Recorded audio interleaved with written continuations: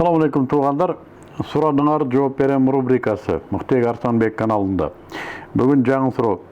Иза Жураев деген биздин көрөрманыбыз суроо бериптир. Ассаламу алейкум. Эркек балдардын чач өстүрүүсү боюнча маалымат берсеңиз, бизде чет элде же актер, футболчуларды ээрчип чач коюшат. Ким кайсы бир коомго өзүн окшотсо, ал ошолордон деген маанидеги хадис бар го дейт. Ооба. Чындыгында биз бул хадисти унутпайбыз.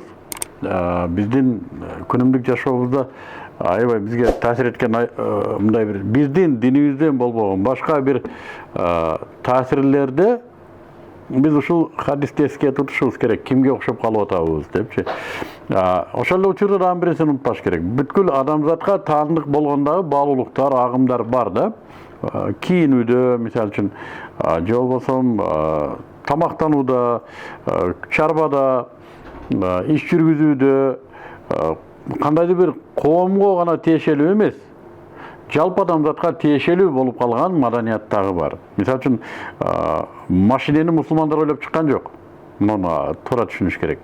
Машине десең кайсы коомго окшоп калып атасың? Шымды мусулмандар ойлоп тапкан жок. Азыркы шым кейпин. Аны кийсең кимге окшоп калып атасың? Бул эбак эле кайсыдыр бир коомдун менчигинен, менчик маданиятынан, кайсыдыр бир коомго таандык болгон маданияттан жалпы маданиятка айланып кетти.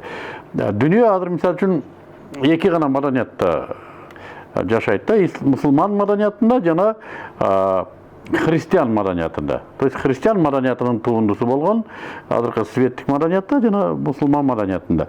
Дүйнөнүн жарымы ушундай, мисалы үчүн араб өлкөлөрү, чыгыш өлкөлөрү, ушулардын бардыгы көбү кийинүү салты мусулман маданиятынан келип чыккан. Ал эми батыш христиан маданиятынын туындусу. Чач коюуга келе турган болсок, мына маселени аягына чейин чечели.